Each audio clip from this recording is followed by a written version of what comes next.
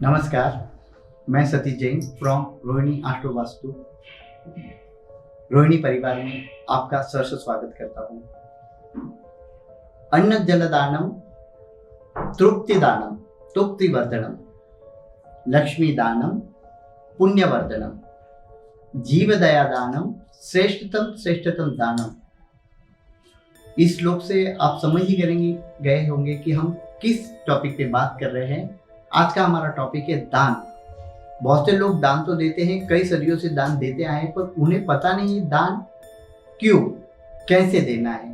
तो हम उस बारे में बात करेंगे। दोनों ओर से हम लोग बात कर रहे हैं कि व्यवहारिक दृष्टि से दान क्यों देते हैं और ज्योतिष की दृष्टि से भी दान क्यों और कैसे देते हैं, ताकि आगे से आप जब दान देंगे तो आप उसका महत्व आपको समझेंगे और उसके दान की महिमा आपके लिए काम करेंगी।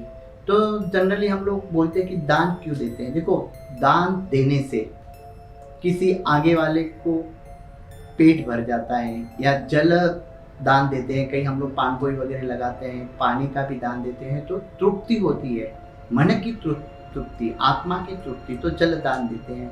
बहुत सी जगह लोग नए मंदिर बनाते हैं, लोग ऑब्जेक्शन भी उड़ते हैं कि इतने मंदिर की जरूरत क्या। पर इस मंदिर के पीछे बनाने का रीज़न ही वही है कि जब एक मंदिर बनता है तो उसके पीछे पुजारी है, मुनीम है, अकाउंटेंट है, फूल वाले हैं, फल वाले हैं, बहुत से लोगों के घर चलते हैं, उनके घर में चूल्हा जलता है। इसके लिए वो मंदिर का प्रायोजन दिया हुआ है कि ताकि लोगों के घर चले। भगवान को कोई पैसे की जरूरत नहीं है, जो दिया है भगवान ने दिया है, पर भगवान का दिया हुआ किसी इंसान को देंगे तो भगवान उसमें ज़्यादा प्रसन्न होता है। तो एक होगी व्यवहारिक बात। अभी हम बात करेंगे कि दान कैसे देना चाहिए। तो दान, देखो, सब दान ग्रह से रिलेटेड है। तो हम लोग शुरुआत करेंगे। पहला सबसे जो ग्रह है चंद्र ग्रह, जिसका चंद्र ग्रह थोड़ा सा नीच का है, थोड़ा सा कमज़ोर है, तो उसको सफ़ेद चीज़ का दान देना चाहिए। ताकि फॉर एग्जांपल है, दूध का दान देना चाहिए, घी का दान देना चाहिए, सफ़ेद मिठाई का दान देना चाहिए, ताकि उसका चंद्र बलवान हो जाए। दूसरे नंबर पर आता है मंगल का दान, क्योंकि बहुत से लोग बोलते हैं मैं तो मांगलिक को बहुत तकलीफ हो रहा है, वो हो रहा है। तो मंगल का दान जो है कांच के कॉपर के जो बर्तन आते हैं उसका देते हैं। गुड़ का भी बहुत से लोग दान देते हैं। गुड़ का दान करने से मंगल कार्यों में वृद्धि होती है। तीसरे पे आता है बुध जो ग्रह है, बहुत से लोग बोलने में अटखटाते हैं, या फिर कोई थोड़ा सा रुक के हकलाते हैं, या फिर किसको कॉन्फिडेंस नहीं आता है कि लोगों के सामने बोलने में।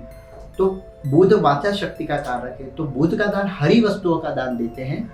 उसमें स्पेशली गायों को हरे घास का दान देते हैं, ताकि बुध ग्रह आपका प्रबल हो। चौथा ग्रह जो आता है, जो सर्वश्रेष्ठम ग्रह गुरु ग्रह है।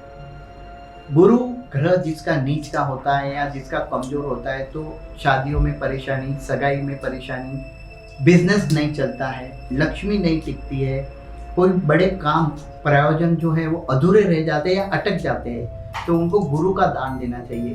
तो गुरु का दान है पीले चीज की वस्तु, यानी आप सोने से लेके पीले फ्रूट तक आप दान दे सकते हैं। हर कोई पीली वस्तु का दान देने से आपका गुरु ग्रह बलवान हो जाता है और आपके काम होते हैं। और एक जो दान है सिर्फ गुरुओं को होता है, पीली चीजों का दान। जिसको आप गुरु मानते हो उसको पीले सोना से लेके वस्त्र लेके फ्रूट से गुरुओं को ही दान होता है। फिर उसके बाद आता है शुक्र है सौंदर्य, ऐश्वर्य और रोमांस का प्रतीक है।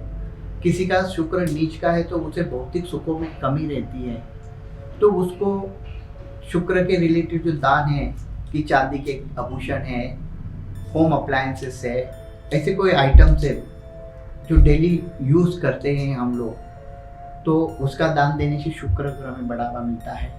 और जब छठा ग्रह आता है रवि ग्रह है, यानी सूर्य, जिसका सूर्य कमजोर रहता है, उसमें जो पावर जो बोलते हैं वो कम होती है, एकाग्रता कम होती है। तो सूर्य के दान के लिए आप लाल चीज का दान कर सकते हैं। और लास्ट में सबसे बड़ा ग्रह आता है शनि। लोग शनि का नाम लेते ही डर जाते हैं, अरे मुझे शनि की 7.5 है, मुझे शनि की पनौती है, मेरे पीछे तो पनौती पड़ी है। तो शनि का ही एक दान है जो अंधे लूले, लंगड़े और वृद्ध लोग, शनि वृद्ध ग्रह है, वृद्ध लोगों को दान दिया जाता है। तो दान में क्या देना चाहिए? शनि का दान है तेल से तली हुई कोई भी तली हुई चीजें, बूढ़े लोगों को ब्लैंकेट, काले कलर का ब्लैंकेट, छाता, ऐसी चीज देने से आपका शनि ग्रह बलवान होता है। ये तो हो गई आम ग्रहों की बातें, पर जनरली घर में भी आप दान कर सकते हो। इसको दान नहीं बोल सकते, कोई मेहमान नवाजी भी बोलते। जब आपके घर में कोई मेहमान आता है तो सबसे पहले आपको उनको पानी पिलाना है, क्योंकि पानी पिलाने से चंद्र और राहु ग्रह स्ट्रांग होता है और उनके आपको ब्लेसिंग मिलते हैं। तो इन ग्रहों का मानना है कि हमारे घर में कोई बोलते हैं ना, अतिथि देवो भव। जब आपके घर में कोई अतिथि आता है तो उसे कभी भी भूखा प्यासा न जाना दे, भले कुछ न कुछ एटलीस्ट पानी तो उनको देना ही देना है। दूसरा दान, आजकल लोग बोलते हैं कि हमें काल सर्प दोष है, पितृ दोष है, उसका निवारण के लिए बहुत बड़ी बड़ी पूजाएं करते हैं, इधर उधर भटकते हैं। तो उसका एकदम सरल उपाय हमारे शास्त्रों में बताया है कि आपके पूर्वजों के नाम से दान दे। हम लोग क्या करते हैं, कहीं भी दान देते हैं, बड़ा चंदा देते हैं तो अपना नाम लगाते हैं, पर जब हम लोग कोई मंदिर में तख्ती पे पूर्वजों का नाम लगते हैं जो इस संसार में नहीं है, तो आपका कालसर्प दोष, पितृदोष कम होता है।